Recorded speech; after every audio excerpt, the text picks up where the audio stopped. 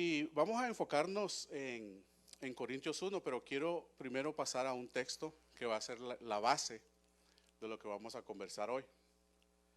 Y si me acompañan a Mateo 16,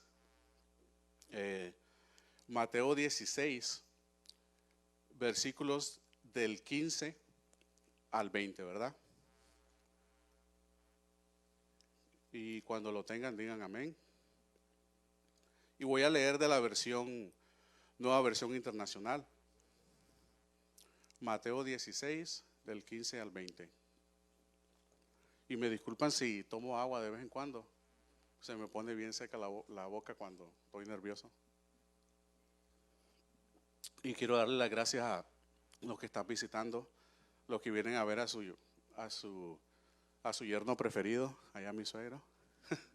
Gracias a Dios porque solo tiene una hija y los demás son dos hombres, así que es su yerno preferido. Su sobrino preferido, vinieron a ver mis tíos aquí. Y dice así, voy a leer de la nueva versión internacional. Y dice, ¿y ustedes, quién dice que soy yo? Tú eres el Cristo, el Hijo del Dios viviente, afirmó Simón Pedro. Dichoso tú, Simón, hijo de Jonás, le dijo Jesús, porque eso no te lo reveló ningún mortal, sino mi Padre que está en el cielo. Yo te digo que tú eres Pedro, y sobre esta piedra edificaré mi iglesia, y las puertas del reino de la muerte no prevalecerán contra ella. Te daré las llaves del reino de los cielos. Todo lo que ates en la tierra quedará atado en los cielos, y todo lo que desates en la tierra quedará desatado en el cielo. Luego les ordenó a sus discípulos que no dijeran a nadie que Él era el Cristo. Y este va a ser el texto básico que vamos a estudiar. Y hay 3 puntos muy importantes que me gustaría recalcar. Primer punto, Pedro confiesa, ¿verdad? Simón Pedro confiesa que Jesucristo es el Hijo de Dios. Y si usted conoce la historia del Nuevo Testamento de Jesucristo, cuando Él estuvo enfrente de Pilato, cuando Él estuvo en otras oportunidades, Él simplemente cayó o respondió, yo soy quien tú dices que yo soy. También respondió, mi reino no es de este mundo. Y esta es primera vez donde Jesús reconoce que Él es Cristo en público. Se lo confiesa a los discípulos. Bueno, Simón Pedro, ¿verdad? Lo confiesa. Y ese es el punto número 1, ¿verdad? Que aquí Simón Pedro confiesa que Jesucristo es el Hijo del Dios viviente. Segundo punto, Jesús le responde a Simón Pedro que lo que él acaba de decir es revelación de Dios, no es de ningún hombre humano. Entonces aquí podemos ver que se confirma que Jesucristo es el Hijo de Dios. Punto número 3. Jesucristo usa la roca. Y hay algo significativo, ¿verdad? Dice, sobre esta roca edificaré mi templo. Entonces, la iglesia fue edificada por Cristo. Cristo es el Hijo de Dios y la edificó encima de una roca.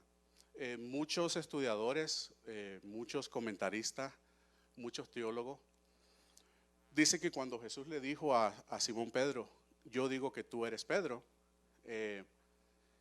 y le dice, sobre esta roca edificaré mi iglesia, muchos piensan que se estaba refiriendo al mismo Pedro.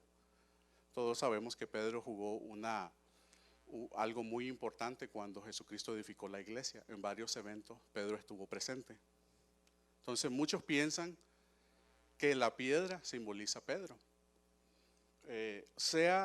No está confirmado, ¿no? Muchos piensan que la piedra representa algo sólido, una fundación sólida. Sea como sea, Jesucristo edificó la iglesia en algo sólido y habla de que ni siquiera la muerte la va a poder vencer. Entonces, tengamos eso muy cerca, ¿no? Tengámoslo muy cercano, porque ahora sabiendo qué es lo que es la iglesia, cómo fue edificada y que Cristo fue la que la edificó, vamos a ver qué es lo que nosotros jugamos como miembros de una iglesia o miembros del cuerpo de Cristo. Vámonos a Primera de Corintios, capítulo 1, versículo del 2 al 9.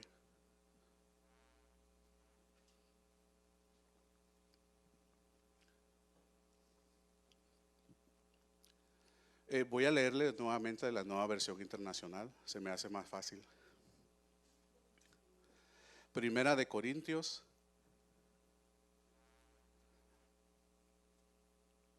capítulo 1, del 2 al 9. Dice así la palabra de Dios: Pablo, llamado por la voluntad de Dios. Bueno, perdón, el versículo 1 ya sabes de que Pablo en todas sus cartas hace una bienvenida y hace es bastante similar, hace una bendición. Vamos a leer del número 2. Y dice: a la iglesia de Dios que está en Corinto, a los que han sido santificados en Cristo Jesús y llamados a ser santo pueblo, junto con todos los que en todas partes invocan el nombre de nuestro Señor Jesucristo, Señor de ellos y de nosotros. Que Dios nuestro Padre y el Señor Jesucristo les conceda gracia y paz. Y después vamos a leer el versículo 4, pero quiero hacer una pausa ahí y quiero concentrarme en el versículo 2. Dice: a la iglesia de Dios que está en Corinto. Después vamos a explicar por qué a mí Dios me puso a escoger Corinto. Pero hay algo muy clave y dice: a los que han sido santificados en Cristo Jesús y llamado a ser su santo pueblo. Los que formamos el cuerpo de Cristo tenemos que ser santificados. Lamentablemente el día de hoy, no solamente hoy, en toda la historia sabemos que no todos los que vamos a las iglesias somos parte del cuerpo de Cristo. Y espero que no malinterpreten lo que estoy diciendo. Lo dice la Biblia. Dice: a la iglesia de Dios que está en Corinto, a los que han sido santificados en Cristo Jesús y llamados a ser santo pueblo, junto con todos los que en todas partes, ahí vemos que Pablo también se refiere a las iglesias en general, y invocan el nombre de nuestro Señor Jesucristo, Señor de ellos y de nosotros. El versículo 4 continúa dando acciones de gracias, ¿no? Siempre doy gracias a Dios por ustedes, pues Él, hablando de Cristo, les ha dado su gracia. Unidos a Cristo, ustedes se han llenado de toda riqueza, tanto en palabra como en conocimiento. Así se ha confirmado en ustedes nuestro testimonio acerca de Cristo. De modo que no les falte ningún don espiritual, mientras esperen con ansias que se manifieste nuestro Señor Jesucristo. Él los mantendrá firme hasta el fin, para que sean irreprochables. Creo que en alguna versión dice sin mancha, ¿verdad? En el día de nuestro Señor Jesucristo. Fiel es Dios, quien nos ha llamado a tener comunión con su Hijo Jesucristo nuestro Señor. Quiero volver otra vez, y la palabra santo, ¿verdad? Santificar. Viene de un origen griego, la palabra, y significa agios en griego, que prácticamente viene siendo nuestra traducción, viene siendo consagrados a Dios. Tal vez el subjetivo puede ser el escogidos, tal vez escogidos por Dios o apartados por un propósito. Escogí Corintios porque si ustedes conocen un poquito de la historia de Primera de Corintios, Corintios estaba como a 50 millas de Atenas, creo. Era una ciudad muy rica, una ciudad que tenía mucho comercio, una ciudad que tenía mucha gente de diferentes lugares, griegos, ¿verdad? Romanos, judíos, de todos lugares, perdón.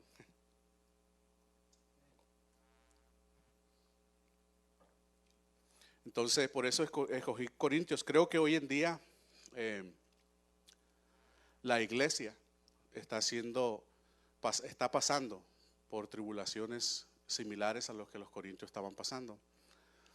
La institución, lo que es la iglesia, no solamente las iglesias, ¿verdad? Nuestros hogares, creo que hemos caído en un conformismo, creo. Si ustedes miran la sociedad, las noticias, lo que está pasando, muchas de las cosas que se le solían llamar malo, ahora se están llamando bueno. Ahora si usted habla de Dios en público, se está volviendo malo. No puede hablar de Dios, no puede hablar de la Biblia, no puede hablar porque es malo, ofende. Sin embargo, si no habla de las otras cosas que están pasando, es racista o está discriminando. Entonces, la iglesia de Corintios estaba pasando por muchas divisiones, por muchos problemas de divisiones. Los hermanos no estaban de acuerdo en muchas de las cosas. Había mucha inmoralidad sexual, ya sea fuera del matrimonio, varón con varón, hembra con hembra. Había muchas de las cosas que hoy en día estamos viendo en las iglesias. El pastor comentaba que ya hay una iglesia donde está dirigida por homosexuales y se están aceptando, ¿no? Y nosotros como iglesia, si usted defiende el nombre de Dios o dice algo, ya es racista o está en contra de ellos. Entonces, por eso escogí Corintios. Entonces, ¿qué podemos ver aquí? Primero, ¿qué es la iglesia, no? La iglesia fue edificada en una roca por el Hijo del Hombre. ¿Quiénes forman parte de la iglesia? Los que han sido santificados, ¿verdad? ¿Cómo podemos nosotros encontrar la santificación como personas? Hice un comentario con mucha responsabilidad. Otra vez, les digo, es un testimonio mío, una experiencia. Yo caminé muchos años en la iglesia sin ser salvo. No formaba el cuerpo de Cristo.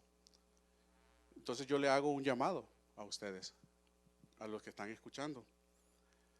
La iglesia, ser parte del cuerpo de Cristo, no es solamente dije una oración de salvación y soy salvo. La santificación es un proceso, ¿verdad? Los apóstoles, cuando fueron llamados, ya conocemos la historia de muchos de ellos. No fueron tal vez los perfectos. Saulo, ¿verdad? Pablo, antes que fuera Pablo, se llamaba Saulo y persiguió a cristianos, asesinó, encarceló cristianos, ¿verdad? La salvación no viene de solo yo decir y repetir una oración basada por la emoción. Muchos de nosotros venimos al Señor, ¿verdad? Y tal vez nos invitaron a una iglesia, estuvo buena la prédica, el pastor hizo un llamado, nosotros sentimos una emoción, levantamos nuestra mano, dijimos y nos fuimos a la casa y dijimos, bueno, ya soy salvo. Lamentablemente, cuando usted tiene una relación con Cristo de verdad, y Dios es tan maravilloso, que en nuestra oración, aunque sea la de otra, porque cuando nosotros a veces decimos la oración de salvación, no son ni siquiera nuestras palabras, son las palabras de las que está al frente y le dice, digan esto, ¿verdad? Y nosotros la decimos, pero Dios es tan misericordioso que Dios mira el corazón, ¿no? Y Dios dice, bueno, me abrió el corazón, entonces yo voy a entrar. Pero habemos unos que actuamos de emoción y decimos, bueno, ya soy salvo, dije mi oración, me fui a mi casa y vine a la iglesia 1, 2, tal vez 3 veces. Pero mi vida después de la iglesia seguía igual. Pero yo sigo reclamando y diciendo, bueno, yo soy salvo, yo pertenezco al cuerpo de Cristo. Y eso no lo digo yo. Dice Mateo 7:21, si lo quieren apuntar o quieren ir. Mateo 7:21.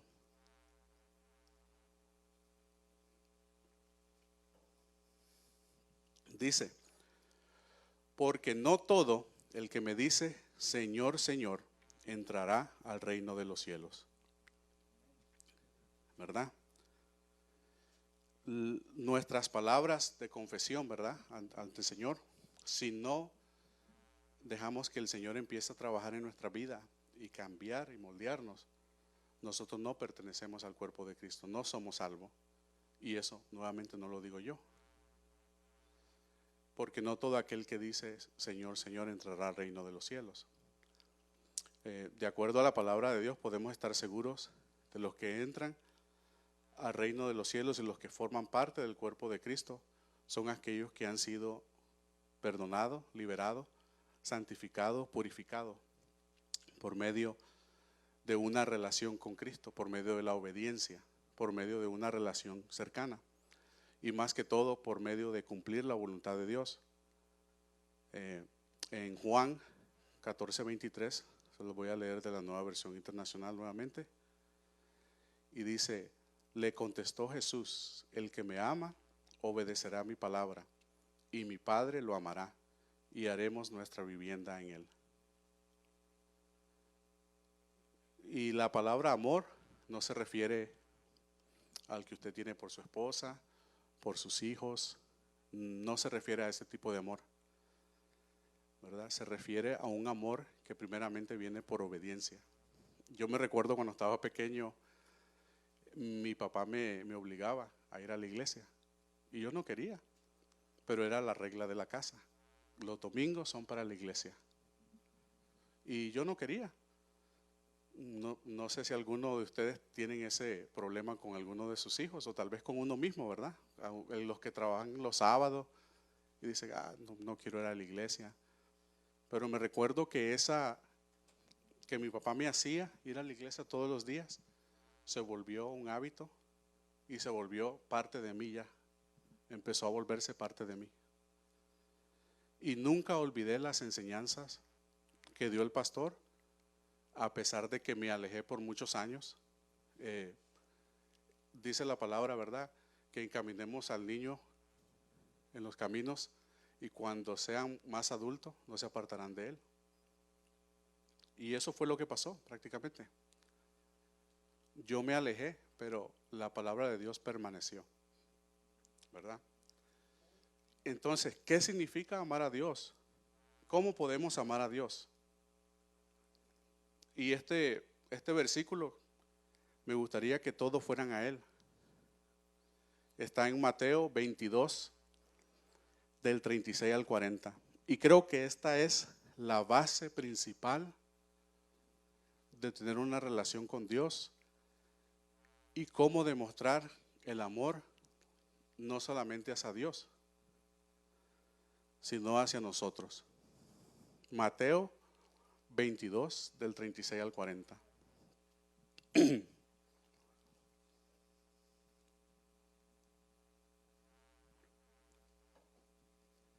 Y dice: Maestro, ¿cuál es el mandamiento más importante de la ley? El 37 dice: ama al Señor tu Dios con todo tu corazón, con todo tu ser, con toda tu mente. Le respondió Jesús: este es el primero y el más importante de los mandamientos. El segundo se parece a este: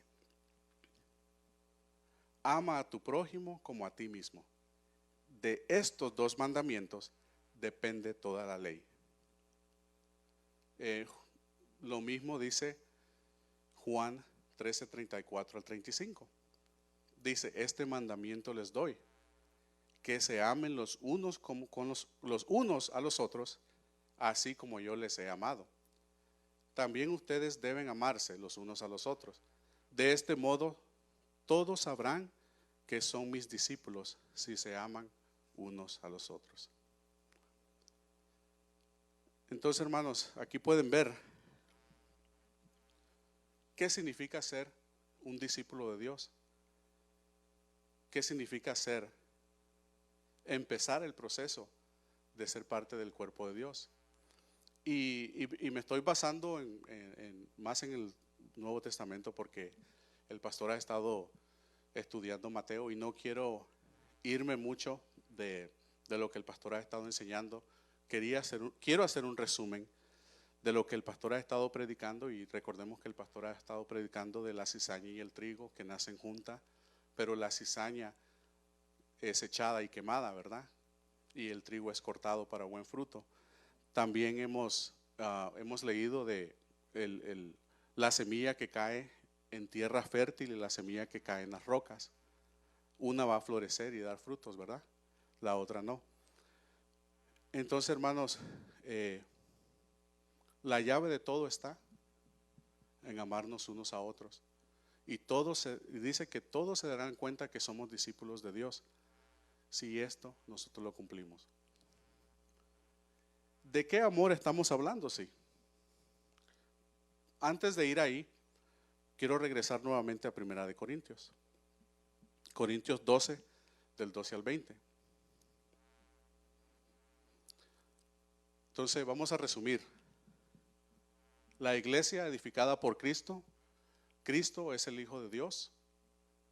La iglesia es formada por los que son salvos, por los que están santificados y consagrados a Dios. Estamos bien, ¿verdad? Sabemos. Primera de Corintios 12, del 12 al 20.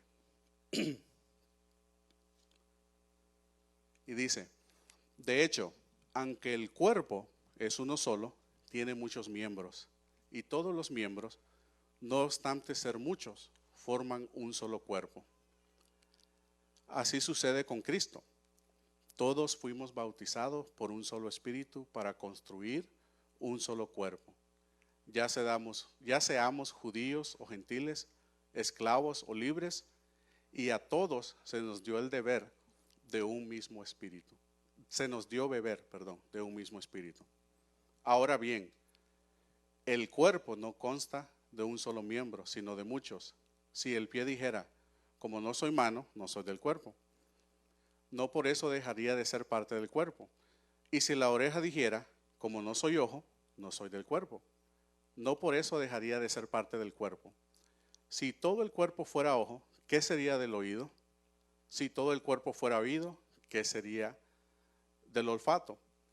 En realidad, Dios colocó cada miembro del cuerpo como mejor le pareció. Si todos ellos fueran un solo cuerpo, ¿qué sería del cuerpo? Lo cierto es que hay muchos miembros, pero el cuerpo uno es. Entonces, hermanos, si usted pertenece al cuerpo de Cristo, le exhorto a que se dé cuenta qué parte usted juega en el cuerpo de Cristo. Los que vamos a una iglesia, los que estamos visitando, yo verdaderamente creo que está donde debe de estar.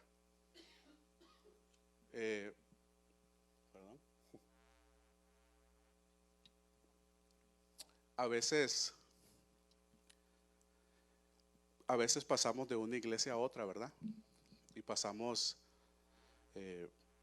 no estoy hablando del que al Señor le ha llamado a trabajar en cierta iglesia, o tal vez no ha encontrado su iglesia y dice, bueno, vine a esta iglesia y no me gustó, o el Señor me llevó a otra iglesia. No, estoy hablando específicamente a aquellos que hemos ido a muchas iglesias y el pastor no me saludó, entonces no me gustó y me fui.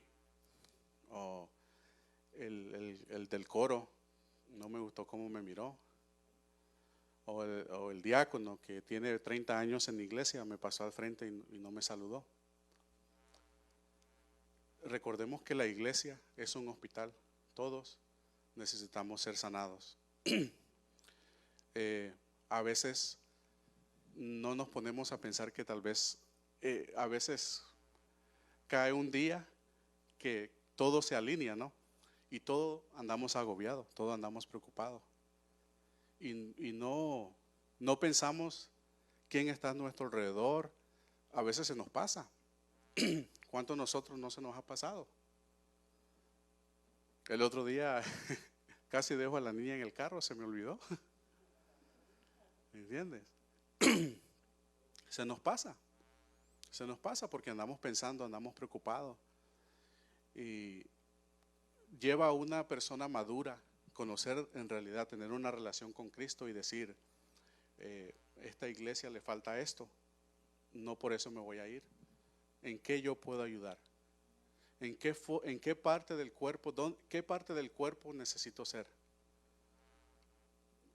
Yo creo que todas nuestras iglesias que están compuestas por humanos no son perfectas, ¿verdad? Pero también creo con todo mi corazón de que usted está donde debe de estar y está por algo, ¿verdad? Nosotros a veces, si creemos en Dios, en un Dios eterno, mi mente, mi cerebro ni siquiera yo no puedo comprender qué significa la eternidad. Pero si a usted le dijeran, usted es eterno, usted se preocuparía por el tiempo, usted se preocuparía por mañana. No. Entonces Dios no es humano, Dios es eterno. Y si Dios es eterno y le da así un llamado, no lo llamó mañana. Amén. No lo llamó pasado mañana, lo está llamando hoy. ¿Verdad? Si usted cree que Dios es eterno, ¿qué es el tiempo para Dios? Es irrelativo. Pero es tan misericordioso que sabe que para nosotros el tiempo es importante. Entonces Dios dice, bueno, te llamé ayer y no me hiciste caso. Te llamé hoy y no me hiciste caso.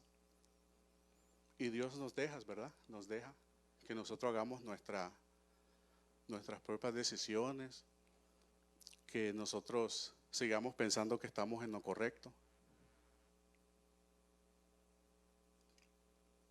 Hasta que cuando ya alcanzamos final, decimos, Señor, aquí estoy, sálvame. Pero esa es la misericordia de Dios, ¿verdad? Él nos da el tiempo, pero el tiempo para Él es relativo. Cuando Dios resucitó a Lázaro, y eso lo compartí con algunos de ustedes, cuando Jesucristo fue a resucitar a Lázaro, yo me imagino que la familia estuvo desesperada, ¿verdad? Le decían, Señor, ve, solo dile la palabra y desde aquí se va a resucitar. Y el Señor esperó, dice que fue al cuarto día. Lázaro ya estaba podrido, creo, ¿verdad? Y Lázaro, después de 4 días, Jesucristo lo levantó. Pero ¿por qué Jesús no lo hizo ahí mismo en el instante? Jesucristo necesitaba fortalecer nuestra fe. Entonces el tiempo que Jesucristo nos da, el tiempo que Dios nos da, es para fortalecer nuestra fe. Cada día para decirnos, te estoy dando una oportunidad, te estoy dando una oportunidad. Pero para Dios el tiempo es relativo. Dios lo está llamando hoy. Compartí con algunos de mi familia, con algunos de mis hermanos, compartí un testimonio que dijo un cantante. Dijo que él iba a visitar a su mamá y vivió lejos de su mamá desde que tenía 9 años. Y dice que cuando él fue adolescente, él visitaba a su mamá todos los días. 1 hora, 2 horas. Pero que cada vez que él se despedía de su mamá, él sentía que su mamá le quería decir, quédate más tiempo. Él también. Él dice que él quería quedarse más tiempo con su mamá, pero nunca decidió hacerlo. Un día él pensó y dijo, bueno, mañana le voy a dar una sorpresa a mi mamá. Me voy a quedar 1 año, dijo. Entonces agarró el teléfono, llamó a la mamá y le dijo, mamá, llego mañana a las 8 de la mañana. Oh, está bien. Cuando llegó, su mamá había fallecido a las 7:50. 10 minutos antes.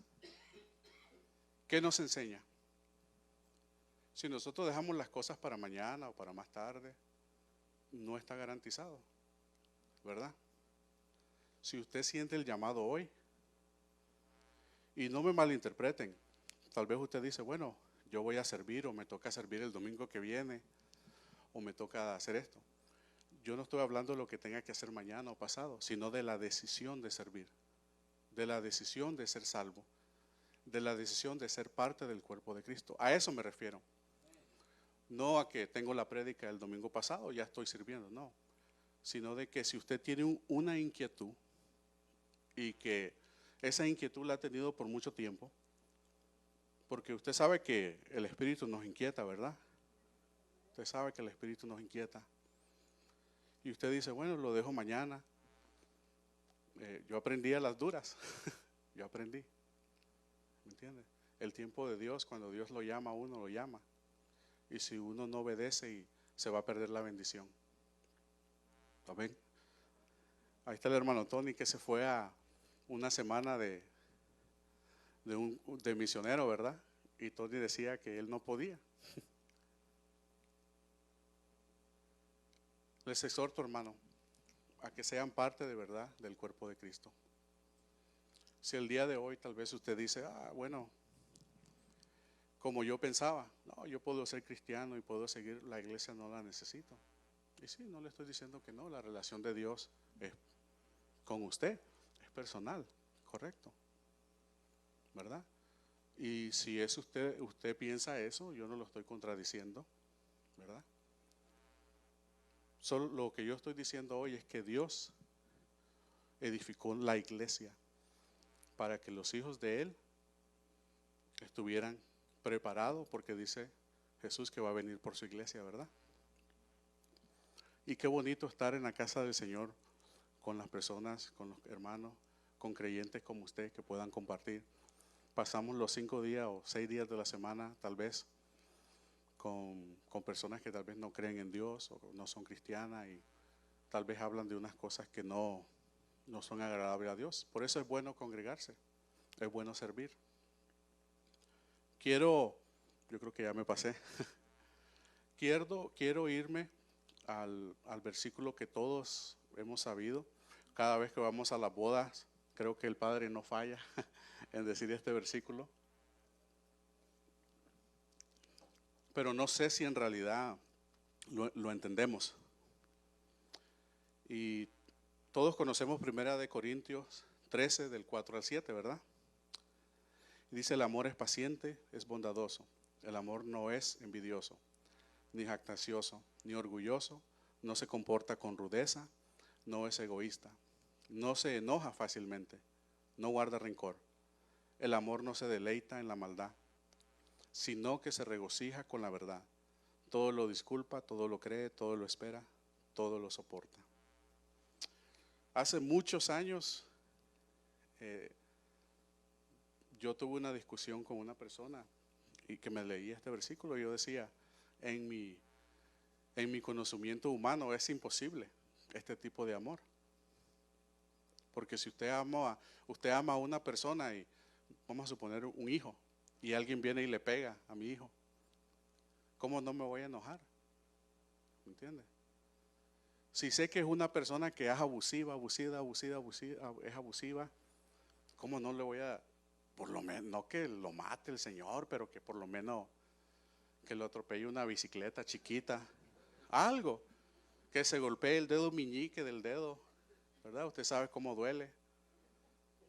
Algo, pero que sienta, o sea, usted lo quiere sentir. Y el amor del que está hablando Primera de Corintios, Pablo a los Corintios, es el amor que nosotros debemos de tener.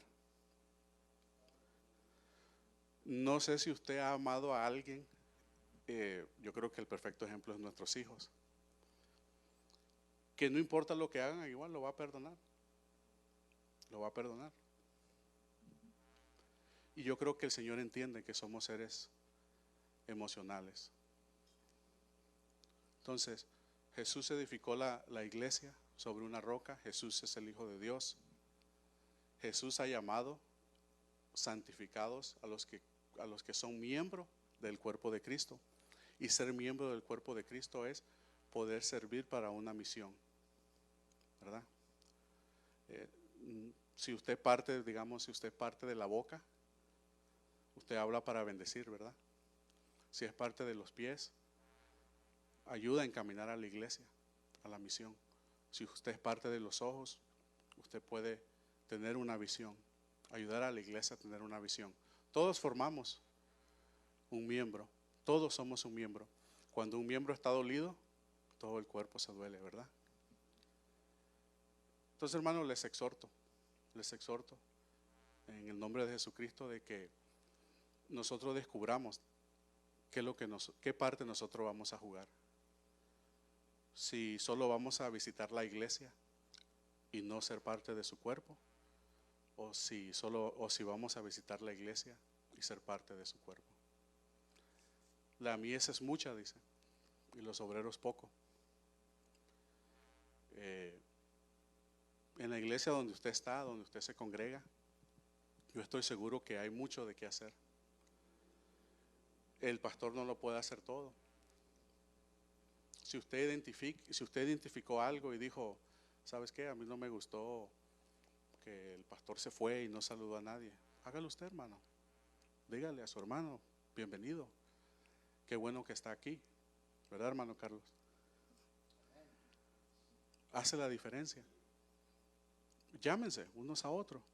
Díganse, si usted puede llamar a las personas que tal vez no se congregan con ustedes, ¿por qué no llamar a uno que sí? Y decir, hermana, ¿en qué puedo orar?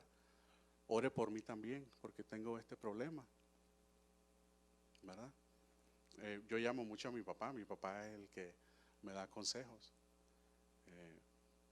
No porque no quiero llamar a nadie más, ¿verdad?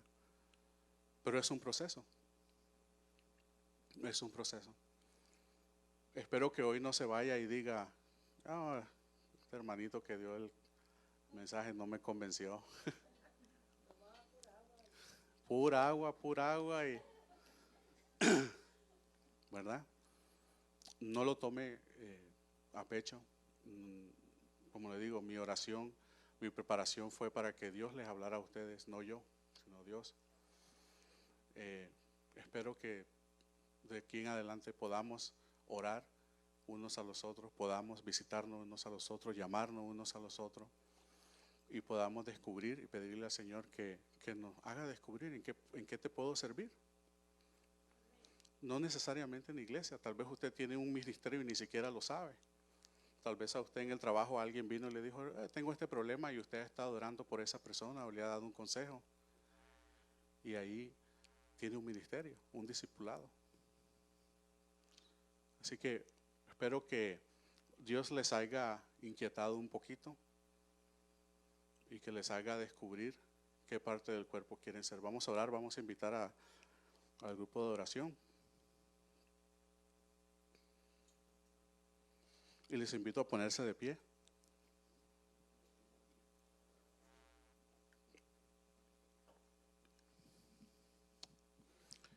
Y vamos a orar, y el hermano Tony nos va a dirigir en una alabanza y después, Tony, nos despides.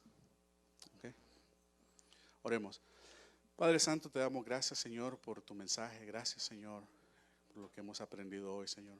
Gracias porque tu Espíritu ha inquietado nuestros corazones, Señor. Gracias, Señor, porque tenemos tu palabra, Señor. Porque podemos venir a estudiarla, Señor, ir a nuestros hogares, Señor, y confirmar, Señor, que es palabra tuya, Señor. Gracias por la libertad de poder venir y reunirnos, porque otros no tienen esta libertad, Señor.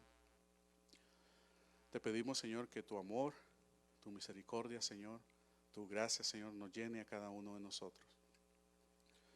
Te pedimos, Señor, que tú inquietes nuestros corazones para ser más unidos, para amarte más, para amarnos unos a otros más, Señor.